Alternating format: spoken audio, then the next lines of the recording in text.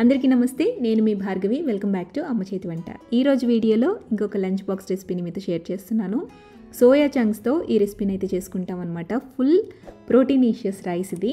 పిల్లలకి లంచ్ బాక్స్లోకైనా లేదా working women lunch బాక్స్లోకి క్విక్గా చేసుకోవాలనుకున్నా ఆర్ క్విక్గా లంచ్ టైంలోకి మీకు టైం అస్సలు లేదు, ఏదైనా రెసిపీ చేసుకోవాలి అనుకుంటే బెటర్గా ఇది చేసేసుకోవచ్చు.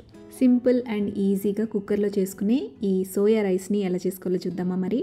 ఫస్ట్ ఒక బౌల్ తీసుకోండి, అందులోకి 1 గ్లాస్ దాకా రైస్ తీసుకోండి. నేను ఇక్కడ బాస్మతి రైస్ తీసుకుంటున్నాను. ఇది 250 గ్రాముల దాకా బియ్యం అనమాట.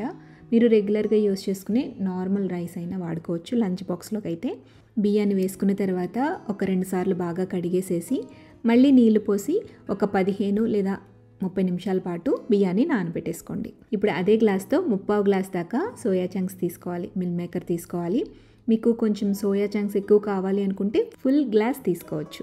మిల్ మేకర్ని బౌల్లోకి వేసుకున్న తర్వాత కొద్దిగా వేడి నీళ్ళు వేయండి. వేడి నీళ్ళు వేసిన తర్వాత 1 or 2 minutes మాత్రమే ఉంచండి. ఎక్కువసేపు ఉంచేస్తే ఈ సోయా చంక్స్ అనేవి బాగా మెత్తగా అయిపోతాయి, ఉడికించేటప్పుడు పీస్ అయిపోతాయి అన్నమాట. కొంచెం సాఫ్ట్ అవ్వగానే ఇందులోకి నార్మల్ వాటర్ వేసేసి డ్రైన్ అవుట్ చేసేసి గట్టిగా పిండేసేసి పక్కన బౌల్లోకి తీసుకుని పెట్టుకోండి. ఇప్పుడు ఇందులోకి 1/3 కప్ దాకా పెరుగు వేసుకోండి.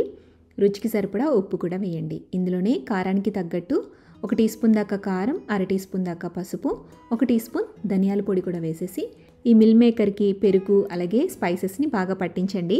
ఈ బౌల్ని పక్కన పెట్టేసి ఇప్పుడు ఒక మిక్సీ జార్ తీసుకోండి. అందులోకి 1 టీ స్పూన్ దాకా గసగసాలు వేయండి, 1/2 టీ స్పూన్ దాకా సోంపు కూడా వేసుకోండి. అలాగే ఒక పావు చెక్క ఎండు కొబ్బరిని తీసుకుని ఇలా చిన్న ముక్కలుగా కట్ చేసుకుని పొడుగ్గా కట్ చేసుకుని వేసుకోండి. ఫస్ట్ ఫైన్ పౌడర్లా గ్రైండ్ చేసి ఆ తర్వాత కొద్దిగా నీళ్లు వేసుకుని ఇలా పేస్ట్ లాగా గ్రైండ్ చేసుకుని పక్కన పెట్టేసేయండి. ఇప్పుడు స్టవ్ మీద కుక్కర్ పెట్టుకుని కుక్కర్లోకి 2 లేదా 3 టేబుల్ స్పూన్ల దాకా నూనె వేసుకోండి. 1 టేబుల్ స్పూన్ దాకా నెయ్యి కూడా వేయండి. ఆయిల్ హీట్ అయ్యాక ఇందులో కొద్దిగా హోల్ గరం మసాలా వేసుకోవాలి. దాల్చిన చెక్క, లవంగ మొగ్గలు, యాలుక్కాయలు, అనాస పువ్వు, జీలకర్ర వీటిని వేసి దోరగా వేయించండి.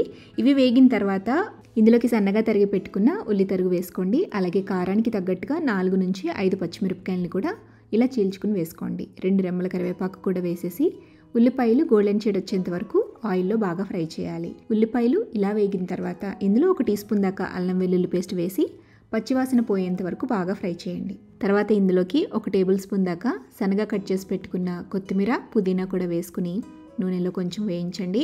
ఇప్పుడు ఇందులోకి మనం గ్రైండ్ చేసుకున్న పేస్ట్ని వేసి ఆయిల్ పైకి తేలేంత వరకు ఫ్రై చేసుకోవాలి. మీరు కొంచెం గరం మసాలా ఫ్లేవర్ కానీ బిర్యానీ మసాలా ఫ్లేవర్ కానీ కావాలి అనుకుంటే ఒక 1/2 టీ స్పూన్ దాకా మసాలా పౌడర్ వేసుకోవచ్చు. నేనైతే ప్లెయిన్గానే చేస్తున్నాను. ఇలా నూనె తేలుతున్నప్పుడు ఇందులోకి మనం మ్యారినేట్ చేసి పెట్టుకున్న సోయా చంక్స్ మిల్ మేకర్ మొత్తాన్ని కూడా వేసేసేయండి. ఒక 5 నిమిషాల పాటు ఈ మిల్ మేకర్ని ఆయిల్లో ఫ్రై చేసుకోవాలి. ఆ తర్వాత మనం నానబెట్టుకున్న బియ్యం మొత్తాన్ని కూడా వేసేసి ఒక్కసారి కలిపి మనం ఏ గ్లాస్తో అయితే రైస్ తీసుకున్నామో అదే గ్లాస్తో 1.25 గ్లాస్ నుంచి 2 గ్లాసుల దాకా నీళ్ళు వేసుకోవాలి. నార్మల్ రైస్ అయితే 2 గ్లాసులు వాటర్ పడుతుంది. బాస్మతి రైస్ కాబట్టి 1/2 గ్లాస్ తగ్గించి వేసుకోండి. నీళ్లు వేసుకుని ఒకసారి కలిపి రుచి చూసుకుని సాల్ట్ని అడ్జస్ట్ చేసుకుని ప్రెషర్ కుక్కర్ మూత పెట్టేసేసి మీడియం ఫ్లేమ్లో ఒక విజిల్ రానివ్వండి. ఆ తర్వాత స్టవ్ ఆపేసేసి ప్రెషర్ పోయేంత వరకు ఉంచి ఆ తర్వాత మూత తీసి లంచ్ బాక్స్లోకి సర్వ్ అవుట్ చేసుకోవటమే.